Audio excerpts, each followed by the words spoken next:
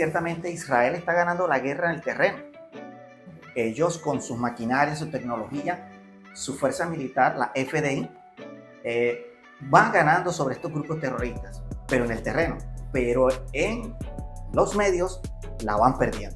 En los grupos radicales árabes, porque vuelvo y repetimos, no todos los árabes quieren la destrucción de Israel, pero por ejemplo en la carta magna de la fundación del grupo Hamas dice que deben de borrar a Israel de la faz de la tierra, porque ellos entienden e interpretan de que Mahoma les dio a ellos una sura donde dice de que ellos deben de acabar con todos los israelíes para así un día pueda venir el Mahdi, de quien vamos a mencionar más adelante, es decir, el Mesías de ellos.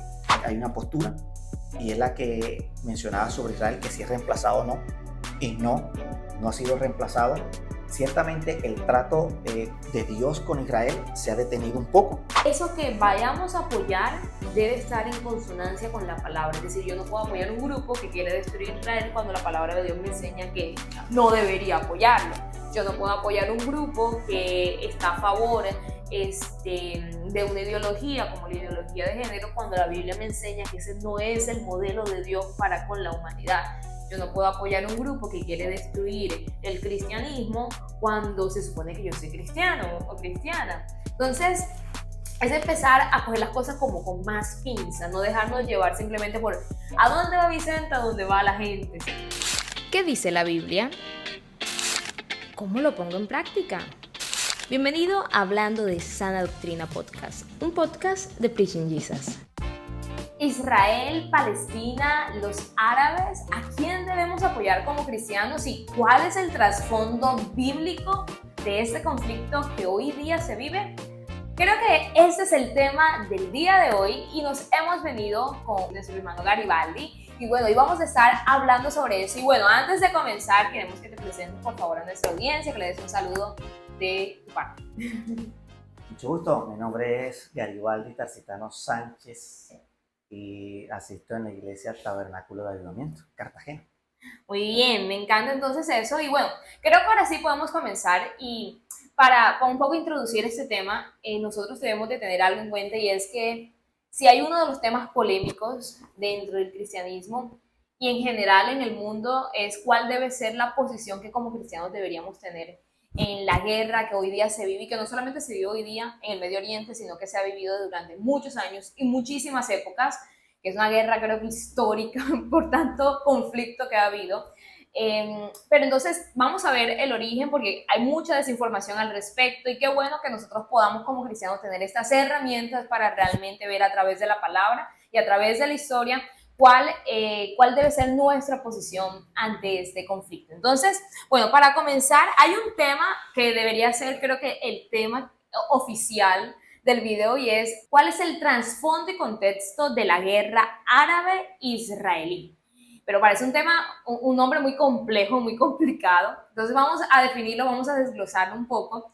Y básicamente lo que vamos a estar hablando es cuál es esto que hay detrás de lo que la gente normalmente ve. Cuando hablamos de trasfondo, hablamos de aquellas cosas que no se ven a simple vista, que no se conocen a simple vista, pero que realmente afectan un hecho en particular. ¿Listo? Entonces vamos a ver qué hay detrás de esta guerra que hoy día se muestra a través de los medios de comunicación, a través de las plataformas digitales. Pero no solamente vamos a ver lo que hay detrás de este conflicto, sino que también vamos a ver cuál es el contexto, es decir, estas situaciones políticas, sociales, culturales, históricas que realmente hacen que este conflicto suceda de la forma en la que sucede hoy día. Entonces, lo definimos bien, ¿cierto? Así es.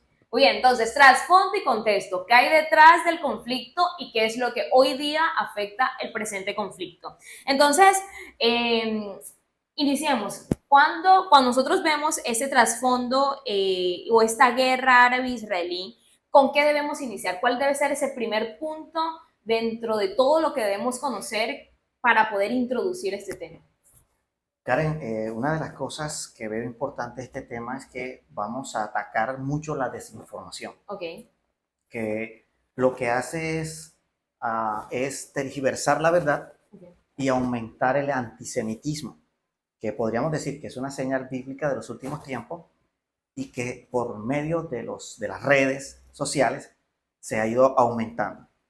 Eh, Siempre les he dicho a algunos de los alumnos con respecto a este tema, y es que ciertamente Israel está ganando la guerra en el terreno. Ellos con sus maquinarias, su tecnología, su fuerza militar, la FDI, van ganando sobre estos grupos terroristas, pero en el terreno, pero en los medios la van perdiendo, y la van perdiendo muchísimo. Hoy se escucha decir tantas cosas que uno se sorprende que aún gente cristiana, conocedores de las escrituras, puedan repetir tales mentiras que son transmitidas por muchos medios de comunicación. ¿Qué podría decirte sobre todo? Esto es algo que me hace acordar el concepto de la teoría de la espiral del silencio. ¿Qué es esto? Es un proceso psicológico social, un sesgo adaptativo en que la mayoría, como una respuesta al mundo social, en otras palabras, cuando vemos una minoría ruidosa y que no hay oposición a esa minoría ruidosa, sino que vemos la expresión de la oposición a esa minoría ruidosa que no se opone, concluimos que la mayoría está de acuerdo con esa minoría. Ok, vamos entonces aquí a definirlo en términos sencillos. Coméntame en forma sencilla, ¿qué crees que, o sea, cómo podemos entender esta teoría del silencio, de la espiral del silencio? Bueno, un ejemplo, si tú percibes que la mayoría de personas expresan antisemitismo y empiezan a sentir una presión social, ellos quieren como alinearse. Esto es lo que se llama el conformismo, una actitud de las personas a aceptar fácilmente cualquier circunstancia pública o privada, especialmente cuando se ven adversas o injustas o anticuadas, y se alinean a la que parece ser la mayoría porque son los más ruidosos. Ok, entonces estamos hablando de que básicamente la espiral del silencio, esto como teoría significa que cuando vemos que todo el mundo apoya algo, nosotros analizamos la situación y si nos parece injusto o nos parece que ellos tienen la razón, nos vamos por lo que dice la mayoría sin analizar todos los hechos. Así es, y esto no solamente es nuevo, esto es una de las cosas más usadas, y a través de los tiempos, estos procesos sociales, lo que empieza siendo una minoría, al cabo de varios siglos, o Se convierte ciclos, en más bien mayoría. ciclos, se puede convertir en esa mayoría. Ahora, eso fue lo que pasó en la Alemania nazi. Ok, Actualmente algunos grupos lo siguen haciendo, como por ejemplo lo que son los feministas, los comunistas, los socialistas, la familia ABC, bueno, tú sabes, la familia abecedario, que al parecer quieren apoyar algunas leyes que por cierto son antibíblicas y hacen tanto ruido que cuando salen las noticias pareciera que todo ese país, esa nación, esa ciudad estuviera de acuerdo. Y lo que son en un grupo de 20, 30, 40 personas que hacen bulla. Entonces eso es lo que de pronto, cuando se hablamos de ese sesgo o de esa espiral de silencio. de hecho eso es bien interesante porque cuando nosotros vamos a la historia de la Alemania nazi, todo comenzó literalmente con un grupo de personas que aprovecharon los medios de comunicación para dar a conocer una idea muy en particular en contra de un grupo muy en particular, ¿cierto? Específicamente en ese momento, o especialmente porque no solamente eran los judíos, sino también habían otros grupos étnicos en ese caso, pero sobre todo los judíos por un tema económico y político. Entonces este pequeño grupo utilizó los medios de comunicación como una bandeja, como una plataforma para dar a conocer sus ideas y las personas que escuchaban creían que todo el mundo pensaba así y de manera indirecta empezaron también a sumarse. Sí, otras palabras pueden decir, la mayor parte de las personas tienen miedo al aislamiento. Ok. Sí, es como de pronto en el colegio, en la adolescencia, tú te vas con el grupito que hay, con el grupito Claro, que más quiere. popular. Exactamente. Y no estás mirando si te conviene o no te conviene. Tú lo que no quieres es sentirte aislado. Claro, hay un término interesante en inglés que es fear of missing out, que es básicamente el miedo de perderse algo.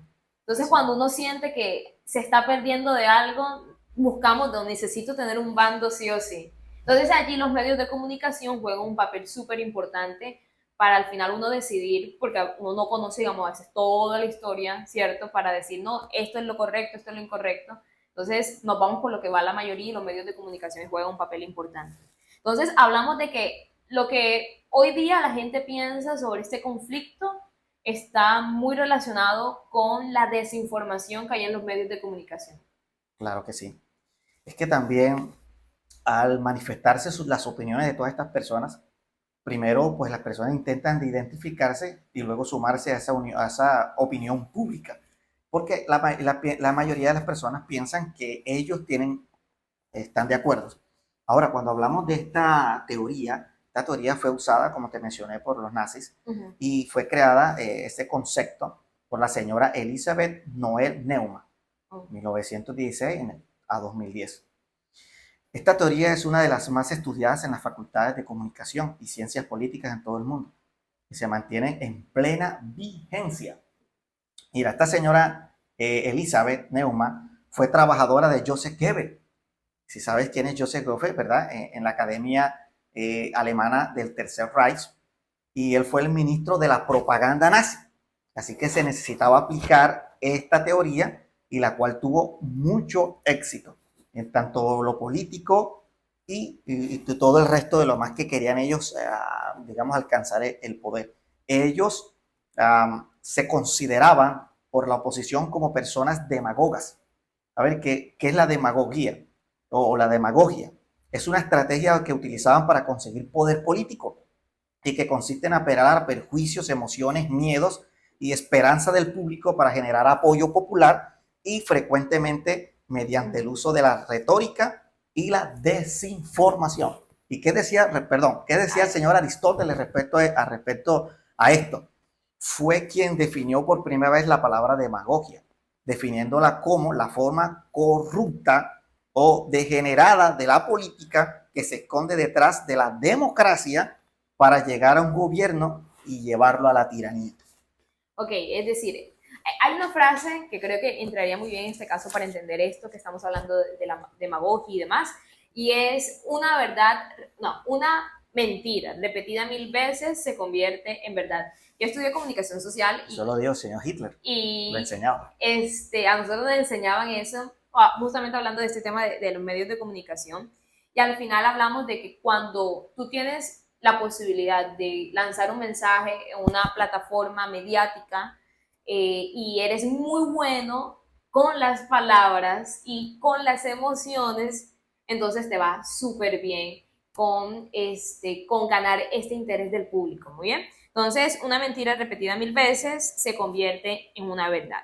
Entonces, hablando, ya teniendo eso en cuenta de que es probable que lo que hoy día pensemos sea producto de la desinformación y que de pronto para empezar la conversación hay que partir de la base de podemos aprender y desde la base del conocimiento cero para ver todo lo que hay alrededor de este conflicto.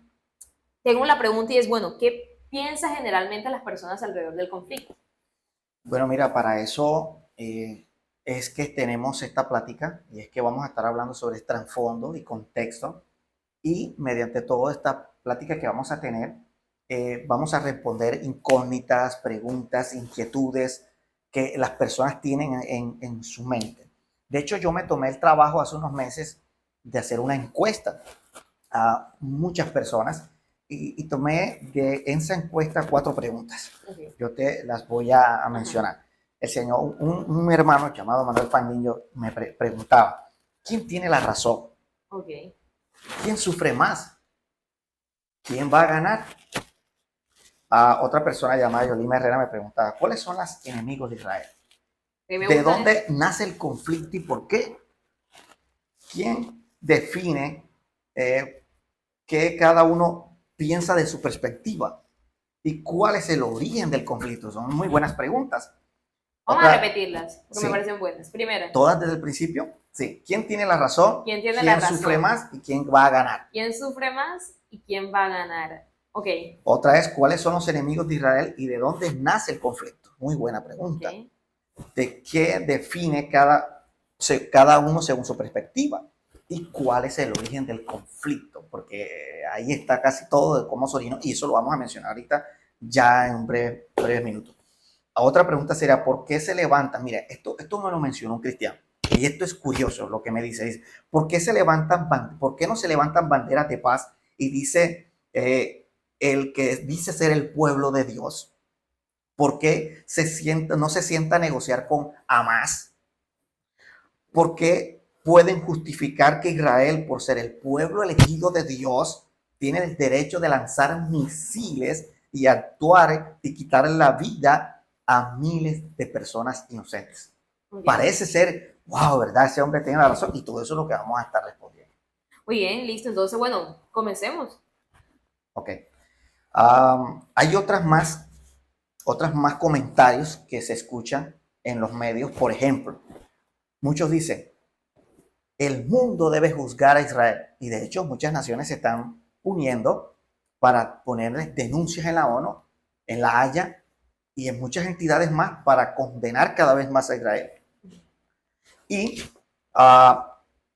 muchas personas caen en el mismo juego de la desinformación, de lo que quiere que escuchen lo que es el grupo terrorista Hamas y Hezbollah, los hutíes y muchos de estos grupos terroristas a nivel mundial. Entre ellos hacen repetir a las personas lo que dijo Hitler. Hitler fue una de las personas que decía que había que juzgar a Israel. Y Hitler, dice mucha gente, Hitler tenía la razón. Hitler tenía que la razón. Y quiero por eso mencionar los 4 comentarios que tiene Hitler en uno de sus libros, o en el libro más famoso que él tuvo mientras estuvo preso, porque quiso hacer un golpe de Estado en Berlín. Uno de ellos es el siguiente, dice, es que había un solo caso de escándalo o de infamia, y especialmente relacionado con la vida cultural, donde no esté implícitamente relacionado un judío. ¿Quién cautelosamente abriese un tumor habría de encontrar algún judío? Esto es tan fatal como la existencia de los gusanos en el cuerpo putrefacto. Por eso creo ahora que al defendernos de los judíos, lucho por la obra del Supremo Creador. Otro más. El judío es y siempre será un parásito típico, un bicho que, como el microbio nocivo que se propaga cada vez más. Y el judío es la calamidad equivalente a la peor peste. Esto se atrevía a decir el señor Hitler. Y hay muchos más comentarios, como por ejemplo, el más famoso de todos y el que más se escucha en los medios de comunicación con respecto a Israel, es el decir que Israel es genocida. Ahora, Karen, con esto que estamos hablando hoy, no estamos queriendo decir que tú, yo y que el mundo cristiano nos alegramos de que estén muriendo personas inocentes palestinas. Nos duele. Nosotros no solamente oramos, como nos enseña las escrituras, por Israel, porque debemos de orar por Israel, sino que también oramos por los que se hacen llamar palestinos, por los que están en Gaza, los que están en Cisjordania y todo el mundo árabe. Y donde hay conflicto, nosotros los cristianos estamos orando por ellos porque nos duelen las almas. La Biblia dice, ama a tu prójimo como a ti mismo. Los judíos son genocidas. Y vamos a definir entonces qué es genocidio. Genocida es un delito con la intención de destruir totalmente un grupo étnico, racial o religioso. Ahora, esto lo escuché a un gran hombre, historiador, antropólogo, político y muchas cosas más, llamado Francisco G. White, que decía, Israel tiene los medios, mas no las intenciones. Mas Hamas tiene las intenciones, pero lo que no tiene son los medios. Porque teniendo los medios hubiese acabado el 7 de octubre del año pasado con todo Israel, pero no tiene los medios, pero sí tiene las intenciones. Pero escuche, Israel no tiene las intenciones. Es que si Israel tuviera las intenciones de hacer genocidio, con una de las 80, 90 bombas nucleares que tiene Israel, con la cuarta parte o la quinta parte de una de esas ojivas nucleares, lo hubiese destruido en cuestión de minutos, mas no lo hizo. ¿Qué hizo Israel? Como el mejor ejército del mundo, la FDI, el ejército de la moral le llaman, ellos lo que comenzaron a hacer fue por los aires lanzar autovillas, folletos diciéndole a los gazatíes, por favor, evacúen porque vamos a hacer una intervención militar, porque vamos a atacar a quien nos atacó. Es decir, dando a entender, la lucha no es con ustedes gazatíes, no es con ustedes palestinos, es con el grupo terrorista. Lo digo y quiero aclararlo porque muchas personas dicen, uy, qué malo, cómo están matando a los palestinos, el conflicto Israel-Palestina. No, no es Israel-Palestina, es Israel con una corriente árabe islamista extremista y radical. Entonces, ahora mira uno de los puntos que te quiero aclarar para que escuchemos de que Israel no es genocida. Un ejemplo es que aparte de eso, de que comenzaron a enviar estos mensajes, se les escribe a las personas por mensajes de textos, por email y se les hace llamadas. Cuando Israel va a comenzar a bombardear en uno de estos sitios donde lo hace, ellos, así como te dije, primero hacen llamadas a todos los de ese edificio para que lo evacúen. Les mandan mensajes de textos y después de esto ellos dejan caer un explosivo, pero de bajo rendimiento llamado roof knocking o en español golpe en el tejado. Él cuando hace un estallido lo que hace es levantar un humo y hacer un ruido, dando a entender a los habitantes de ese edificio que ya queda poco tiempo para que caiga el misil real. Y luego de minutos o segundos cae el misil y son misiles de alta precisión, de manera que lo podemos ver en muchos videos.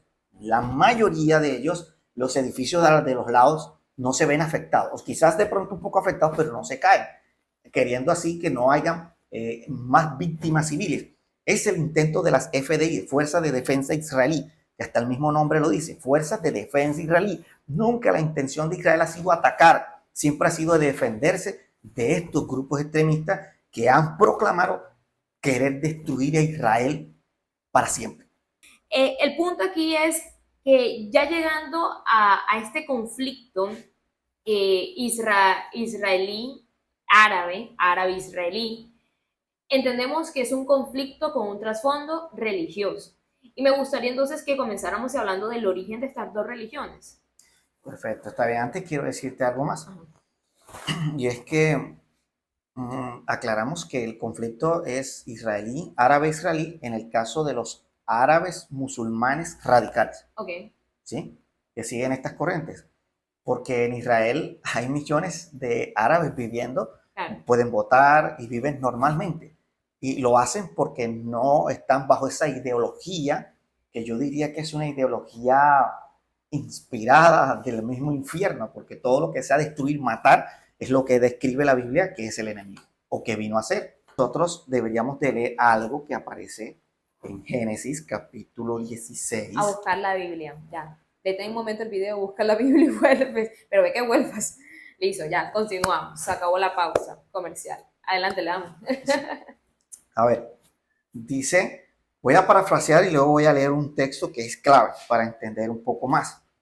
Resulta que Abraham recibe la promesa de un hijo, pero él se desespera porque pasa el tiempo, no lo tiene. Era esencial que tuviera un hijo él para heredar todo, más entonces él tiene la idea o su esposa, que por falta de sabiduría, que mira, la sabiduría es esencial en una mujer, mucho más que en el hombre, para que el hogar fluya y se mantenga. Yo considero así, la Biblia dice que quien la hallara, la mujer sabia, así que bueno, yo considero eso. Y en este caso, Sara le faltó mucha sabiduría, le dice a Abraham que se acostase con su sierva Agar, y entonces Agar le nació un hijo llamado Ismael. Pero la Biblia describe algo con respecto a Ismael, ¿verdad? Y quiero leerlo un poco. Ahora sí corté porque no lo encuentran exactamente dónde. Creo que es el 12. Dice que sí, aquí es el 12, sí. Bien, pues voy a seguir. Bien, entonces así transcurre la historia. En el verso 12 dice de la siguiente manera, y esto es curioso: este hijo tuyo será un hombre indomable, tan indomable como un burro salvaje, dando la descripción sobre la descendencia de Ismael. Ahora, se levantará el puño contra todos y todos estarán contra él. Así es, vivirá en franca oposición con todos sus familiares. En franca oposición. Ahora, en otras versiones bíblicas dice que él será cruel, que será abominable, que será despiadado. Y cuando entonces tú comprendes este texto bíblico, tú dices, pero es que todos los árabes, el mundo árabe, son los descendientes de Ismael y los descendientes de Isaac, del otro hijo que luego tuvo Abraham, que ese sí era el de la promesa. Esos son los descendientes de donde salieron los israelíes de hoy.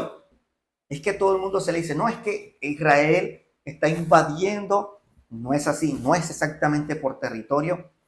Y también en las descripciones va a aparecer una imagen donde aparece una de las personas más importantes políticos árabes, donde él describe realmente cuál es la intención cuando se dice que se va a luchar por Palestina. ¿Cuál es el fondo? Entonces, nacen estas dos corrientes de él. Sale el Islam, en el caso de los árabes, y por medio de Mahoma, y lo que es el judaísmo en el caso de los israelíes. La población judía actualmente tiene 14 a 16 millones de personas en todo el mundo. Estamos hablando que son menos del 2% de la población mundial. Y tienen, escucha, esto es curioso, tienen solamente 22.000 kilómetros cuadrados es todo lo que tiene Israel, 22.000 kilómetros cuadrados. Estamos hablando que es más pequeño que el departamento de Bolívar en el caso de acá de Colombia, porque Colombia es 55 veces más grande que Israel. Estados Unidos 440 veces más grande que Israel. Rusia 777 veces más grande que Israel. Entonces es un país bastante diminuto, pero en comparación con la población árabe, que son 1.570 millones en todo el mundo, ellos tienen 14 millones de kilómetros cuadrados de tierras donde ellos habitan. Entonces, no es por tierra, porque tierra ellos tienen 635 veces más tierra que la que tiene Israel. Entonces, esto va más allá, esto va mucho más allá. ¿Y qué es eso que va más allá? ¿Cuál es realmente el foco del conflicto? Entonces, si no es tierra, ¿qué es? Bueno, por ejemplo, en los grupos radicales, y bueno, también tiene que ver con algunas referencias que hay en el Corán, que de pronto las vamos a mencionar más adelante. Pero en los grupos radicales árabes, porque vuelvo y repetimos, no todos los árabes quieren la destrucción de Israel, pero por ejemplo en la carta magna de la fundación del grupo Hamas, dice que deben de borrar a Israel de la faz de la tierra, porque ellos entienden e interpretan, y esto lo decimos con mucho respeto a los que leen el Corán y a los musulmanes que nos puedan de pronto escuchar, de que ellos interpretan de que Mahoma les dio a ellos una sura donde dice de que ellos deben de acabar con todos los israelíes para así un día pueda venir el Mahdi, de quien vamos a mencionar más adelante, es decir, el Mesías de ellos. Entonces ellos están buscando de que eso, intentar lograrlo, que no lo van a lograr jamás, porque sabemos que la Biblia dice que Dios defenderá a Israel todo el tiempo, y esto será solamente la intención, pero nunca lo podrán lograr. Entonces, esa es una de las razones a fondo. El deseo de ellos de acabar con Israel para que venga su Mesías. Ok, y esto es bien interesante porque entonces recordamos un poco uno de esos primeros comentarios, esos primeros argumentos en contra de Israel para no apoyar a Israel, y es que Israel es genocida. Y cuando recordamos esta definición de genocidio, hablamos de querer exterminar a un grupo por su religión, por su raza o por su etnia, ¿cierto? Y justamente lo que vemos que esa es al final la intención de este grupo árabe que en particular procura destruir Israel. Es decir, no hablamos de que es una guerra por tierra porque ellos tienen mucho más terreno, sin embargo es una causal. Yo creo que son como gotas, hay una razón principal, pero eso son cosas que se le suman, ¿cierto? Y vemos que al final uno de sus objetivos o uno de sus grandes porqués es al final porque ellos desean destruir a Israel. Muy bien. Ahora sí, con todo lo dicho anteriormente, llegamos a una pregunta fundamental y es, bueno, ¿cuál debe ser nuestra posición como cristianos alrededor de todo este conflicto que se vive en el Medio Oriente? ¿Cuál debe ser nuestra posición, nuestra visión? Y quiero que toquemos aquí entonces algunos puntos claves e importantes. Me gustaría irnos a la palabra de Dios, porque al final todas nuestras creencias, nuestra serie de valores, lo que creemos correcto e incorrecto, debe tener una base bíblica. Entonces, varias cosas importantes. Ya hemos hablado de que hay un conflicto y que este conflicto no se va a terminar simplemente por el hecho de que desde el lado de los árabes ellos han decidido exterminar por completo a Israel. Entonces, como el conflicto va a seguir, nuestra posición es importante tenerla clara. Y aquí hay algo importante y es, primero, La Biblia nos enseña que el pueblo de Israel no va a ser destruido. O sea, por más que hayan guerras, que se les levante, Israel no va a ser destruido. De hecho, hay algo que me impresiona y es que históricamente a Israel lo han intentado destruir muchos pueblos, muchas naciones en muchos momentos de la historia. Pero Dios lo ha mantenido de pie porque esa es su promesa. Hay un texto bíblico que me gusta. Dice, si nosotros fuéramos infieles, Dios permanece fiel porque Él no puede negarse a sí mismo. Y aunque la nación de Israel haya sido infiel con Dios, Dios sigue fiel a su palabra. Y cuando nosotros nos vamos a la palabra de Dios, a la Biblia, encontramos que hay una promesa para el pueblo de Israel y es que ellos no serían destruidos, sino que Dios los iba a guardar y que ellos iban a ver el segundo regreso de nuestro Señor Jesucristo. De hecho, esa es otra clave para entender que ellos no han sido destruidos, porque allá en el Armagedón ellos van a estar presentes y van a estar presentes cuando todas las naciones vayan en contra de ellos. Entonces sabemos que Israel no va a ser destruido también porque allá en el Armagedón, antes de la segunda venida de nuestro Señor Jesucristo, allá va a estar Israel presente cuando todas las naciones se levanten contra el pueblo de Israel. Entonces vemos que no va a ser destruido. Entonces ese es el primer punto a tener claro. Por más que naciones se levanten contra Israel, Dios sigue siendo fiel y sigue siendo fiel a su palabra. De hecho, aquí en el canal tenemos un estudio bíblico sobre las profecías de Balaam y revísalo. Ahí se toca ese punto, ese detalle para que vayas y lo estudies. Además hay un segundo punto, querido, y es que Dios puso ya cuál debe ser nuestra posición con respecto a Israel. La Biblia dice que benditos los que te bendijeren. También dice orad por la paz de Jerusalén. O sea, nuestra posición bíblicamente hablando es que nosotros debemos de orar, clamar por la paz de Jerusalén y debemos de bendecirla. Entonces desear que la destruyan o desear, no, yo apoyo a Hamas porque va a destruir a los israelitas. Sí, pero ven acá, Dios puso ya el estándar de cuál debe ser nuestra posición. Y nuestra posición es, tú bendice y tú ora por la paz de Jerusalén y bendice a Israel y al pueblo judío. Y llega a un tercer punto. Bien, y ese tercer punto lo podemos encontrar en la Biblia. Allá en el libro de Romanos, capítulo 11, cuando Pablo toca este tema a la iglesia de los romanos y le dice, ven acá, Israel ha sido desechado para siempre. Él dice en ninguna manera, sino que Dios es fiel para con ellos todavía. Aquí me estabas comentando, así detrás de cámaras, que hay una posición con respecto a este punto. Me gustaría que lo compartieras porque hay personas que dicen que Dios ya desechó a Israel porque entonces la iglesia somos el pueblo de Cristo y que Israel no importa y bueno, hacen y deshacen con Israel.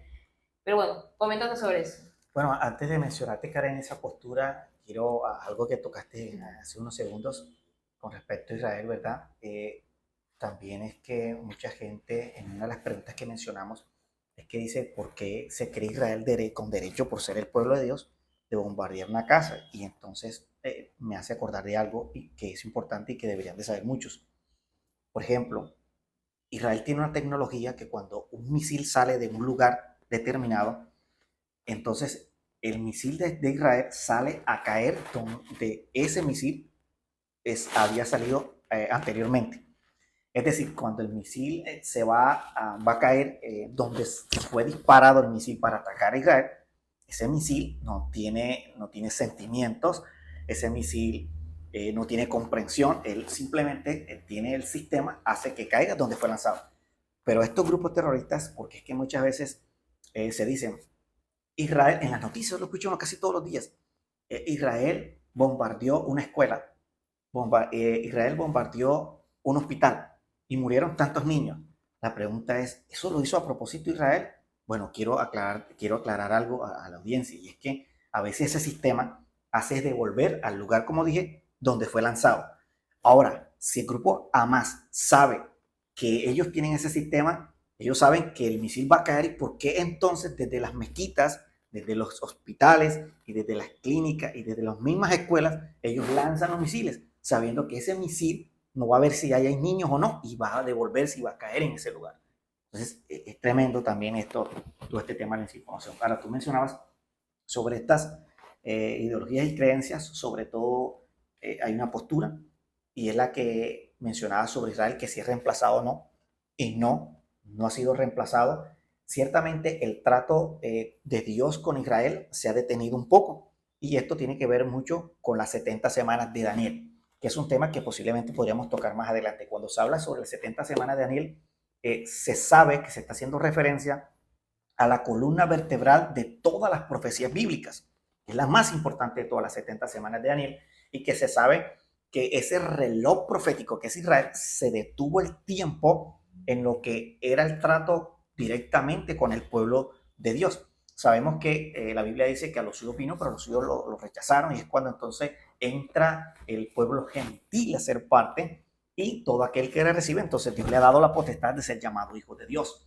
Ahora, mucha gente está pensando de que entonces porque ya ahora comenzó una gracia y nació la iglesia el día de Pentecostés, entonces ya Dios desechó a Israel. No, no es así. Como tú lo mencionaste en esos textos bíblicos, Israel siempre seguirá siendo el pueblo de Dios, y que Dios ha hecho un solo pueblo ahora en este momento. Más sin embargo, después del rapto comenzará nuevamente los últimos 7 años de esas 70 semanas de Daniel. ¿Sí? Se irán a cumplir. Así que Dios no ha reemplazado a Israel. Claro, estamos en una pausa. Sí, podríamos decir que está en un intervalo y en este momento, en el momento de la gracia, y que el momento de la gracia se va a terminar, porque cuando Cristo muere en la cruz, termina con el momento, con el periodo o la dispensación de la ley, y comienza la gracia. Y ella va a terminar en el momento del rapto. Claro, y esto es bien importante para que lo tengamos en cuenta. ¿Por qué? Porque cuando nosotros nos vamos al libro de Daniel, Daniel, luego de que se cumplen los 70 años de cautiverio, la Biblia dice que él clama a Dios, él ayuna y le pregunta a Dios qué es lo que viene para el pueblo judío. Entonces Dios les revela estas 70 semanas de las que estamos hablando, pero son un trato específicamente con el pueblo judío. Ahora, estas 70 semanas se detuvieron ya casi finalizando, porque entonces empezó el tiempo de la iglesia, que es lo que explica Pablo allá en Romanos capítulo 11. Pero como ahí nuestro hermano decía, Dios no ha desechado a Israel, sino que todavía tienes planes con Israel. ¿Y cuándo se retomarán esos planes? Cuando la iglesia ya no esté presente y suceda el arrebatamiento, que es algo que toda la iglesia de Cristo estamos esperando. Karen, quiero decirte algo con respecto a esta postura del reemplazo, que sí se le hace llamar, y que una de las, digámoslo así, los comentarios que hacen con respecto a esta teoría del reemplazo es que suelen creer de que cuando Jesús llevaba la cruz, este tal Simón que lo sacan de entre todas las personas que pasaba por ahí, dice la Biblia, y que lo ponen a cargar la cruz por él porque Jesús ya no podía. Entonces, estas personas dicen que Dios puso la cara de Jesús en la cara de este hombre para que entonces este hombre fuera el que muriera en la cruz y su hijo no muriese.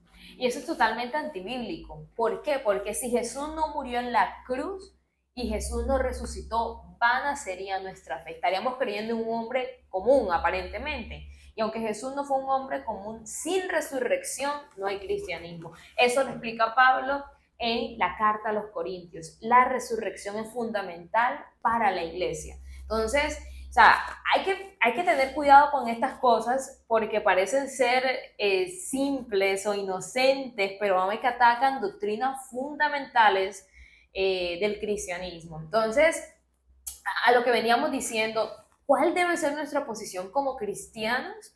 Primero hay que entender todo lo que pasa alrededor de este conflicto, que no es simplemente porque es un pedacito de tierra, o es simplemente porque, no, ellos quieren tener una guerra. No, hay algo mucho más, más grande que comienza allá cuando Abraham tuvo a Ismael, que ha seguido a lo largo de los años, que está vinculado a las creencias y al sistema de creencias y valores que cada uno de estos grupos tiene, pero que además la Biblia nos siente una posición sobre qué debemos de pensar nosotros como cristianos, y es, primero, Israel no va a ser destruido. Segundo, fuimos llamados a orar por Jerusalén, a bendecir a Israel y orar por su paz. Y tercero, entender que Dios no ha terminado con Israel. Nos ha dado la oportunidad a nosotros, que no éramos del pueblo de Dios, a ser parte del pueblo de Dios, y que una vez que la iglesia sea arrebatada, otra vez Él va a retomar su trato con Israel. Hay algo importante y es el texto, uno de los textos que acabamos de mencionar, y es que al final nosotros debemos orar por la paz de ellos. O sea, hoy día ellos están en un momento difícil, porque, bien, por una parte, a nosotros no nos dan todas las noticias completas, pero por otra parte, ellos tampoco les queda muy sencillo estar en guerra, no viven bien porque están en guerra, están en un estado constante de alerta por esta guerra, y si hay algo que nosotros fuimos llamados es a orar por su paz, no por su destrucción. Por eso no podemos apoyar al grupo que quiere destruirlos, pero sí orar para que esta guerra pueda terminar y ellos puedan avanzar hacia adelante. Sabemos que esa guerra no va a terminar pronto, pero sí entonces debemos de orar para que Dios sea ayudándolos en medio de este proceso. Karen, Adelante. y algo que también te quiero decir es que oremos por Israel y también oremos por los palestinos. Claro, que Dios los ayude, porque o sea, al final la Biblia dice que Dios quiere que nadie se pierda, sino que todos procedan al arrepentimiento. Oremos, ojalá Dios levante en medio de este tiempo tan difícil allá, hombres y mujeres que hablen, que les hablen de Cristo. Que se atrevan, porque eso es casi la muerte segura ya. Y qué bueno que hoy día se levante en medio de las congregaciones y en medio de la familia una oración para que Dios sea levantando estos obreros. La Biblia dice, la mies es mucha, pero los obreros son pocos. Orad al Señor de la mies para que envíe obreros a la mies. Si hay algo que creo que nos debe mover, no es solamente decir, no, que sean destruidos, o bueno, yo soy la iglesia y a mí no me debe importar. No, nosotros nos debe afectar y debemos de orar para que Dios sea enviando obreros. ¿Cuántas personas están muriendo allá? ¿Cuántas personas no conocen de Cristo? ¿Cuántas personas que hacen parte de estos grupos extremistas no tienen de Cristo? ¿Cuántos palestinos en general no tienen a Dios? Qué bueno es que oremos para que Dios sea enviando obreros a esa mies. Karin, y algo más, es que también hay que orar por Israel y por los judíos, porque la mayoría no conocen a Jesús. Claro. Y ellos están bajo la ley. Es decir, ellos tienen algunas leyes que están en Levítico de cómo defenderse. Ellos se les enseña de que tienen que procurar e intentar evitar la guerra. Claro. Y si te das cuenta, ellos fueron los que comenzaron la guerra, no fue Israel. Israel jamás quiso estar en esta guerra. Entonces, obvio, ya ahí, según sus leyes antiguas, ellos ya tocara defenderse, porque sería pecado para ellos dejarse aniquilar sin poder intentar haberse defendido. Claro, es imposible. Igual, es como si a uno le llegaran a la casa intentándole hacerle daño. O sea, uno va a defenderse. Entonces, hay que orar por los palestinos. Karen, eso que acabas de decir tú es un excelente ejemplo, porque el mejor ejemplo siempre va a ser en primera persona. A ver, mucha gente critica esto, pero como estabas diciendo tú, si tú estás en tu casa, o por ejemplo, alguien sabe que en esa casa de enfrente hay un soldado, hay un marín, y la gente es entrenada, fuerte, y la persona va a intentar, digamos, si hacer daño en ese lugar, afectar la vida de esa persona y llevar secuestrada a personas, ¿cómo crees que va a reaccionar esa persona? Ahora, pongamos otro ejemplo.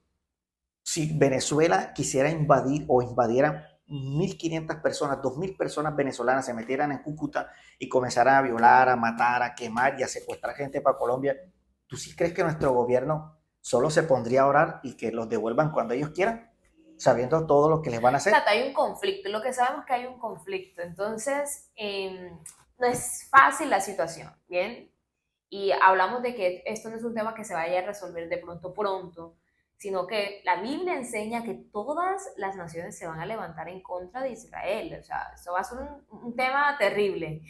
Lo importante es que la iglesia no va a estar ahí en ese momento, así que gloria a Dios por eso, pero mientras debemos orar para que ellos conozcan de Cristo, para que los palestinos conozcan de Cristo, para que el mundo sea lleno de la palabra de Dios. A veces hay que dejar de pelear tanto entre nosotros mismos y empezar a predicar más a Cristo y a Dios. Pero bueno, eso es otra conversación. El tema es que esta desinformación que ha habido ha hecho que muchos cristianos tengan una posición errada y maldigan a Israel y estén a favor de la destrucción de Israel, porque estar a favor de grupos que quieren destruir a Israel al final es querer la destrucción de Israel.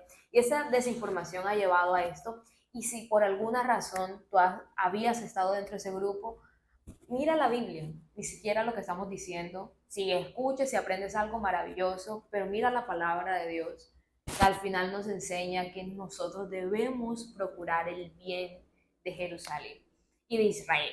Bien, cuando habla de Jerusalén, habla de Israel en general.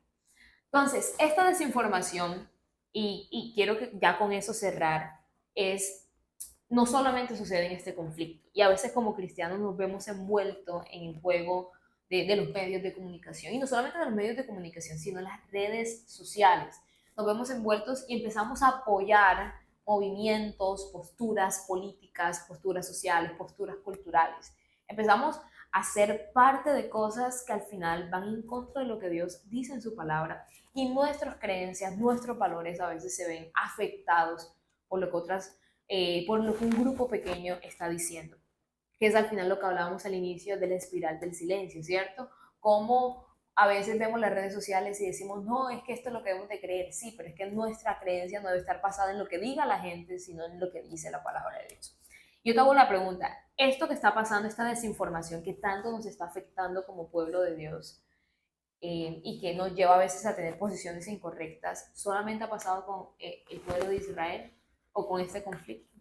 Bueno, esto ha sido utilizado en todo el mundo entero por distintas entidades, movimientos, ideologías, y también se ha visto y se está viendo en Colombia.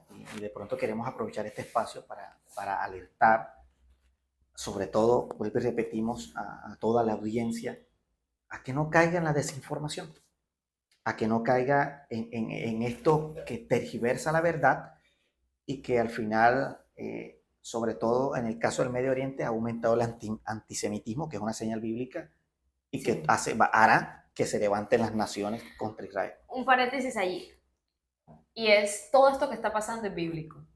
Nada está pasando es bíblico, pero el que sea bíblico no significa que nosotros podemos apoyar lo que no le agrada a Dios. No es como que ven acá, no. Esto va a pasar en los últimos tiempos, después va a pasar en los últimos tiempos, yo lo apoyo. No, espérate.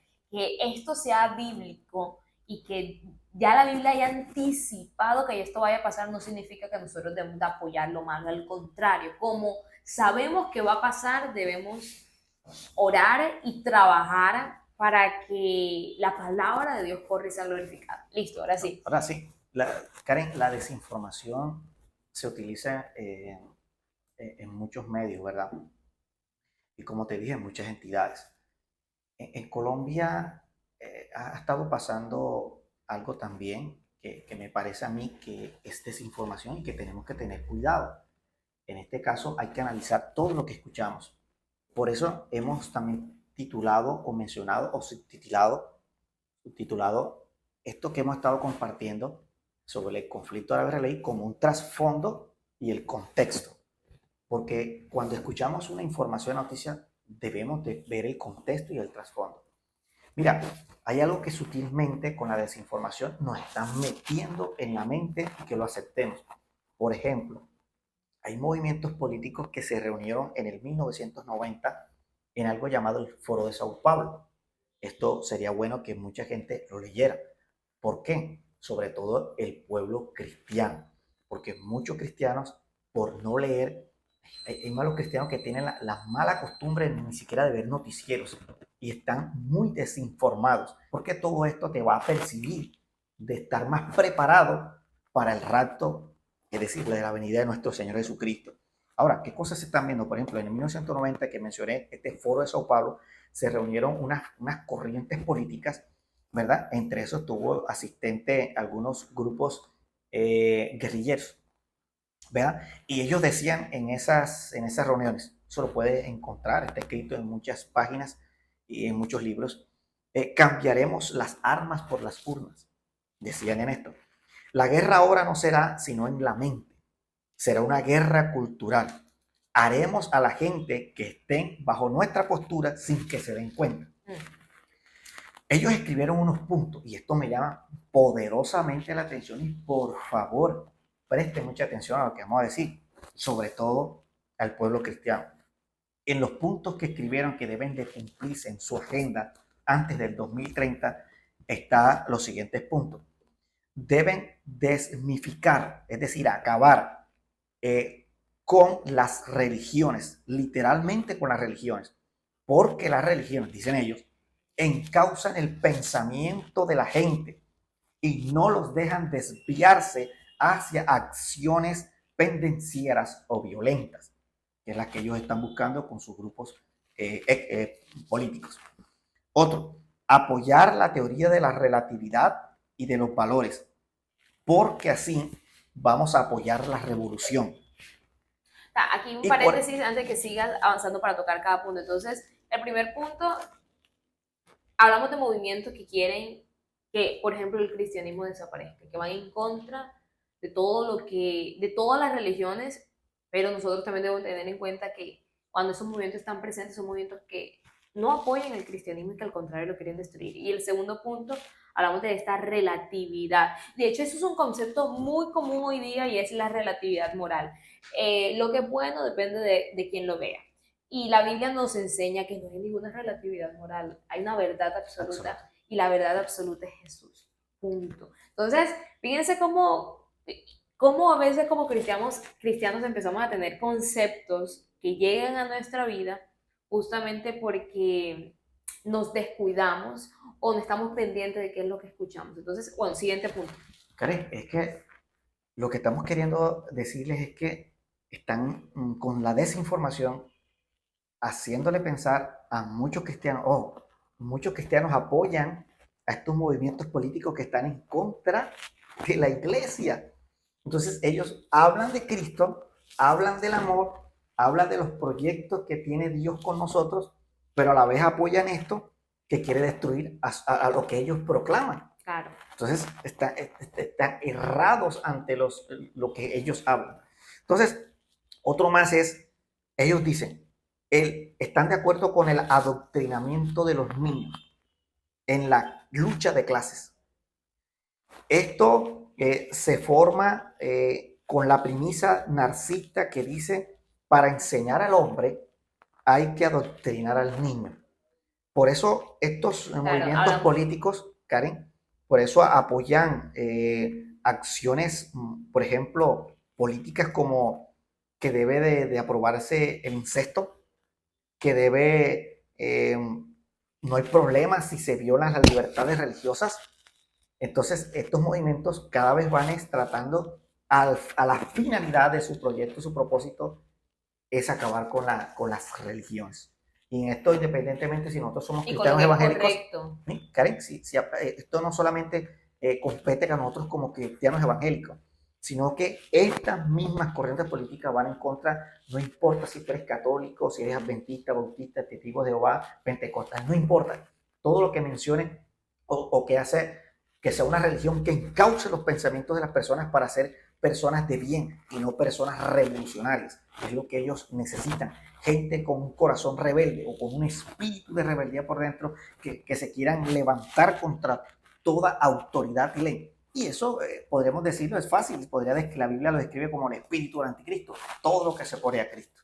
Claro. Entonces, de hecho, ese punto es importante, ese punto es interesante de adoctrinar a los niños porque, por ejemplo, nosotros vemos hoy día más que nunca que hay toda esta educación que se está metiendo desde la primera infancia, mostrando justamente eso, que lo bueno es lo que tú creas que es bueno, no importa lo que tú hagas, no hay Dios, entonces, y no solamente eso, sino tantas cosas que van en contra de la palabra de Dios, hoy se están enseñando en las escuelas, justamente porque ha sido el plan de Satanás con la humanidad, preparando el terreno para el anticristo, que al final esto es una preparación, y nosotros como cristianos no podemos dejarnos engañar. Siguiente punto, a ver. Mira, abriendo un paréntesis antes de pasar al otro punto, por ejemplo, esa ley que salió ahora acá en Colombia hace unos días, de que los niños ahora, después que un niño se aperciba que no se siente bien como niño, entonces tiene la autorización para entonces comenzar un proceso de transformación con operaciones y medicamentos. Así que Claro, violando al final el modelo original de Dios. un niño de 5 años, ¿qué puede pensar? Totalmente. Pero bueno, estos movimientos son los que apoyan esta clase de cosas.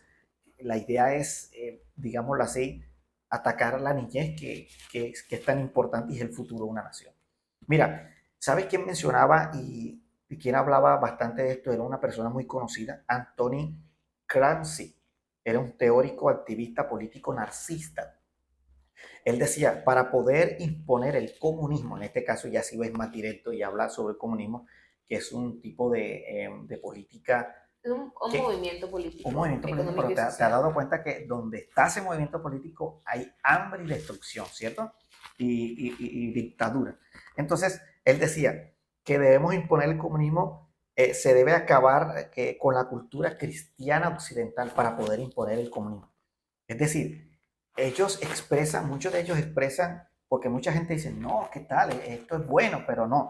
Es que al final sus raíces, como las raíces de Hamas, ellos tienen en sus bases el que tienen que acabar y ven que el cristianismo como una oposición para su llamada revolución.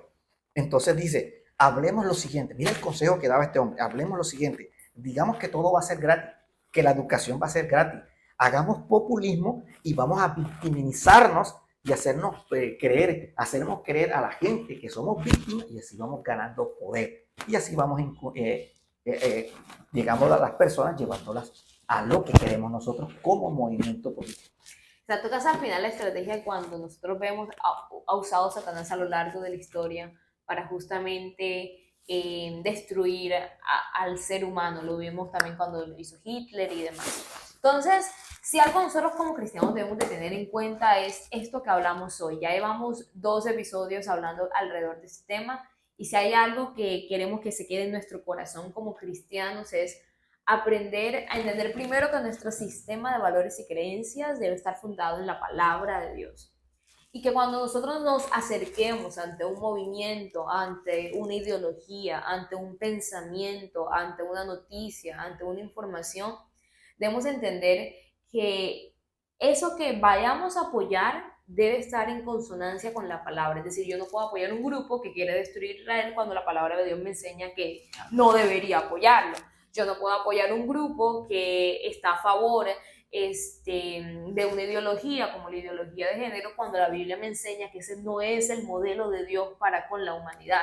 Yo no puedo apoyar un grupo que quiere destruir el cristianismo cuando se supone que yo soy cristiano o cristiana. Entonces, es empezar a coger las cosas como con más pinza, no dejarnos llevar simplemente por ¿a dónde va Vicente? ¿A dónde va la gente? ¿Cierto? A la mayoría de personas, sino empezar a ser más cuidadosos con lo que queremos. Y volviendo un poco a la pregunta de Israel, Palestina, árabe, ¿qué es al final a quién deberíamos apoyar? Pues deberíamos apoyar a que Cristo se haga presente en medio de ellos. Deberíamos apoyar que la luz de Cristo les alumbre. Deberíamos apoyar que haya más predicación en el Medio Oriente. Deberíamos apoyar lo que apoya la palabra de vida y dice que oremos por la paz de ellos. Y deberíamos orar para que también los grupos como el grupo Damas y todos estos grupos extremistas puedan conocer de Cristo, porque al final ellos esperan una eternidad que no les va a llegar así. La Biblia enseña que hay 2 lugares, el cielo, en donde estaremos con Dios, un lugar donde habrá santidad, habrá pureza, donde adoraremos a Dios por siempre, y que allá solamente entrarán quienes hagan su voluntad, y nosotros estamos revestidos de esta voluntad a través de Cristo, ¿cierto? No entraremos por nuestros méritos, sino por los de Cristo. Pero también habrá otro lugar que es al final un lugar donde el fuego no se apaga, un gusano no se muere, donde hay un tormento continuo. Y si no tenemos la visión correcta y no entendemos que al final ellos necesitan de Cristo, ellos están esperando básicamente una eternidad que nunca se les va a cumplir. Se mueren y qué triste, llegan según al cielo y no van a encontrar las 72 mujeres, no van a encontrar al hombre, ¿no? Que las va a hacer felices por toda la vida, sino que van a encontrar un fuego que nunca se va a apagar. Entonces, esto es un llamado a atención para 2 cosas. Primero, entender cuál debe ser nuestra posición como cristianos, pero segundo, también empezar a repensar o a pensar de manera más cuidadosa acerca de lo que creemos y de lo que apoyamos. Porque al final nosotros debemos de ser coherentes. Lo que decimos debe verse reflejado en las prácticas. Y hay un texto bíblico que me gusta con respecto a eso. Santiago hablando dice, muéstrame tu fe sin obras y yo te mostraré mi fe por mis obras. O sea, al final lo que uno hace, lo que uno cree, lo que uno apoya, a quien uno vota a favor en las urnas, lo que uno hace en la casa, debe mostrar esa fe en Cristo Jesús que hemos tenido. Entonces, ahí esto, para que lo tengas en mente, lo tengas en cuenta, lo lleves a tu corazón. Es importante como cristianos estemos más alertas de lo que está pasando en el mundo, saber que Cristo viene pronto. Estos son señales de los últimos tiempos y es tiempo de estar apercibidos y no tragar entero. El anticristo tiene su plataforma bien montada, pero es tiempo de que como cristianos aprovechemos estos últimos tiempos para predicar a Cristo. Yo también que tengo una pregunta y con esto cierro, ¿bien? Y es, ¿cuántas almas te ganaste para Cristo en este último mes?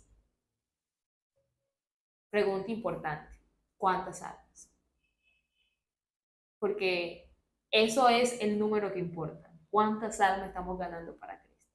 Entonces, te doy esa pregunta para que reflexiones. Y bueno, mi hermano, gracias enorme por este espacio. Sé que fue de gran aprendizaje para todos nosotros. Bueno, esperamos tenerte en una próxima ocasión. Y a ti que nos estás viendo, esperamos que este espacio haya sido de gran bendición para tu vida. Y bueno, que lo puedas compartir en tus redes sociales para que más personas también puedan conocer la palabra de Dios. Esto fue Hablando de Sana Doctrina Podcast. Nos vemos en una próxima ocasión. Te habló tu hermana en Cristo, Karen Zapata. Nos vemos. Bye bye.